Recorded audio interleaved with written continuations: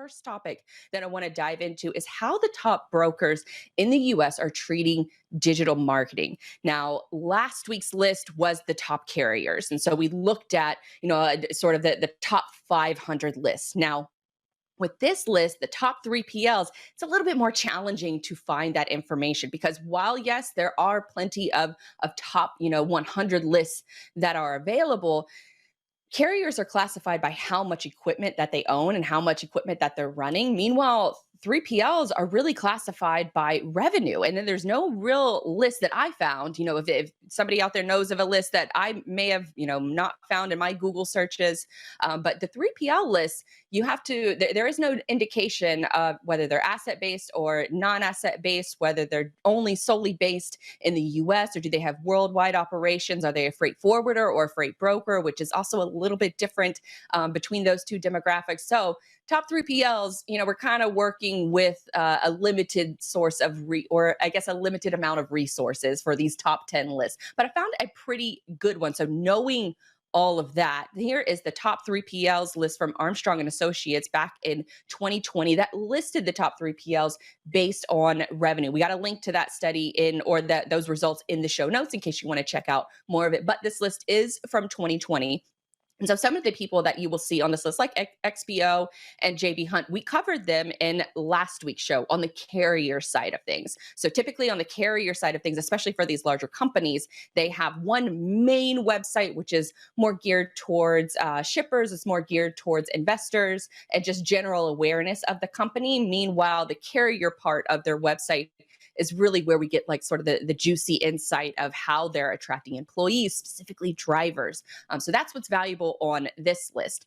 But some of the best ideas from this list, the Armstrong and Associates list, came from really like the middle of the pack. It's 53 PLs. And so you're going to kind of see a lot of the same things, especially towards the top of that list, where a lot of folks are using their website presence as a general overview of their company. But we still found a lot of really interesting insights. But with all of that said, I am still one person doing this research in addition to managing a full-time job. So if I miss something, I'm sorry, be nice. But you can also submit good marketing examples to me. Just find my contact information, shoot me a DM over, on any of the various social media platforms. You can find all of thoslinked in everythingislogistics.com is really where you can find a lot of those things. So send me those good marketing examples that you see in freight and we'll highlight them on the show. So with all of that said, what you should be using from this information I'm about to give you is to sort of use it as inspirational. Not all of these tactics are going to be right for your business. It's not going to be right from a budget standpoint or just a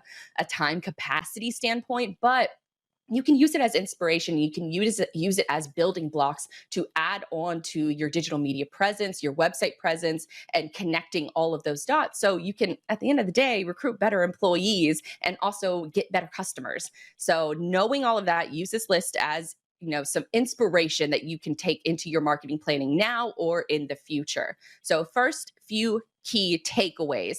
If you have, as a 3PL, your website, if you have the ability from a technology standpoint to give instant quotes, that was one thing that really stood out, especially among the top companies listed on there, is to have the instant quoting ability. Because for a lot of 3PLs, having someone submit a quote on your website is like the holy grail of metrics of proving the success of your company. It's really the most important thing that you want a visitor to do. And so what I saw as far as like a commonality among a lot of these different companies is that they put that information in the hero section of the website. And the hero section of the website is that first frame that you see when you go to the desktop version of a website or a mobile version too. It's that first section. What does that look like? Is it an image? Is it a video? What does that text say? What is that CTA button that you have in that section before the user scrolls? That is called your hero section.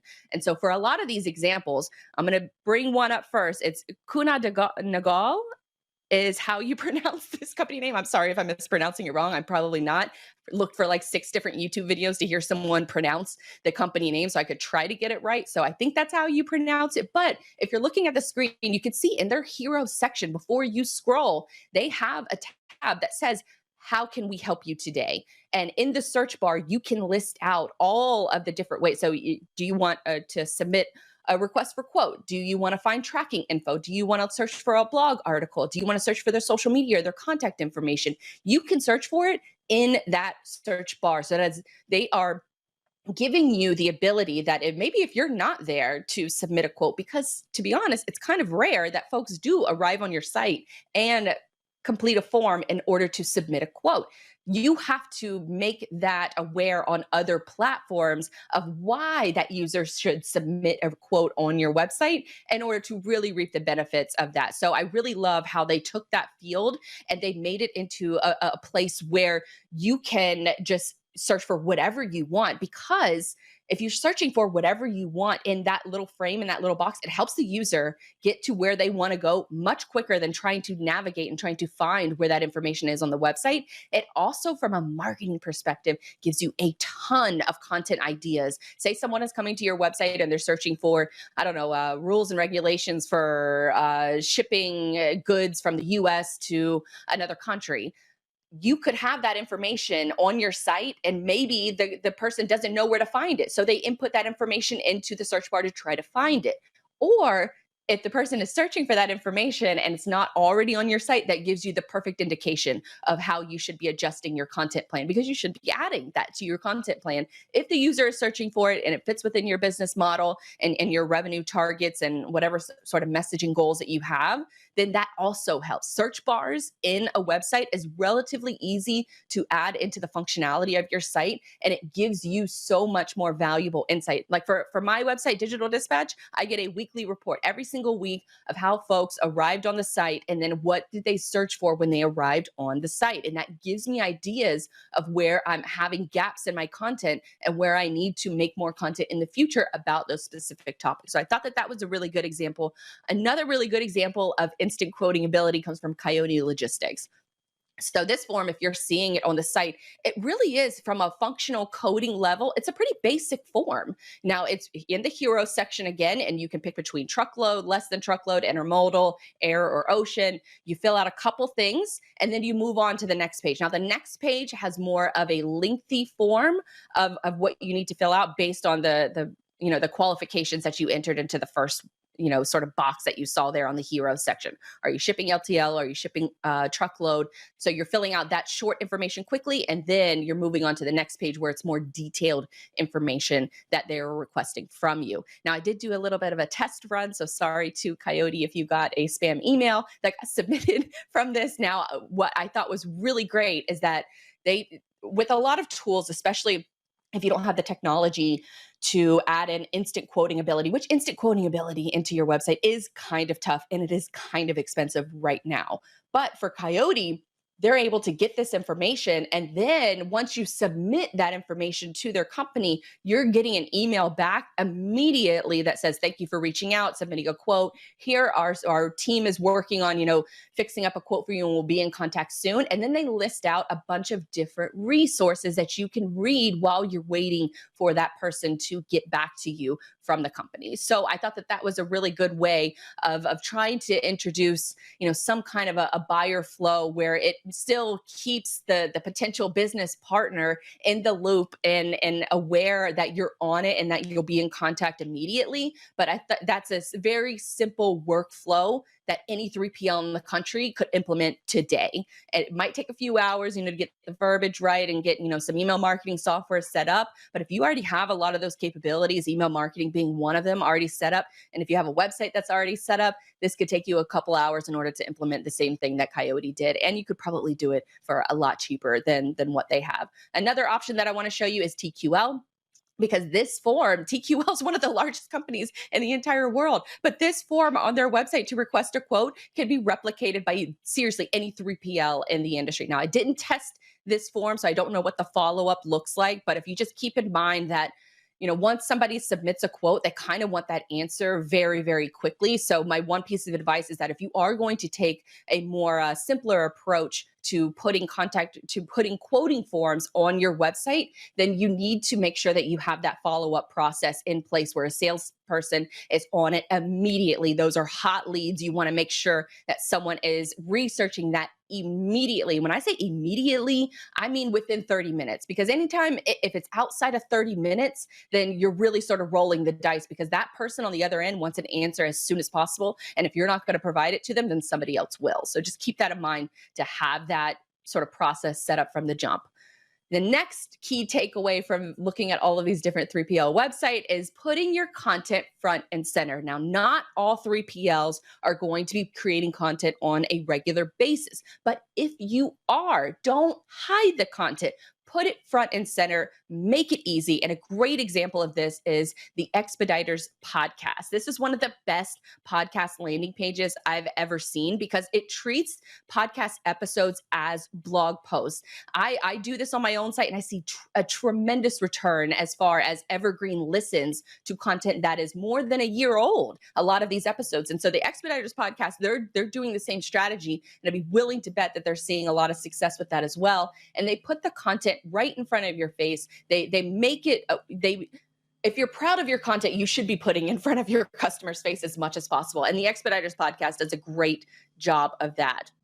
And then you can also use that podcast landing page to link to other relevant articles within your site. Anybody who knows SEO and knows a good website viewing experience also includes linking to other relevant parts of your website through an article or a podcast article that is getting a good amount of listens. So say you have, 5 episodes that are performing really, really well, add them to your website. Add those show notes to your website. Make it dumb easy for anybody who's coming to your company website in order to check that out and to see the media that you are creating. Because even if they're not ready to convert right that second and submit an RFQ right on your website, they're more willing to follow your social media accounts and your podcast if you put it in front of their face and make it easy for them to find it.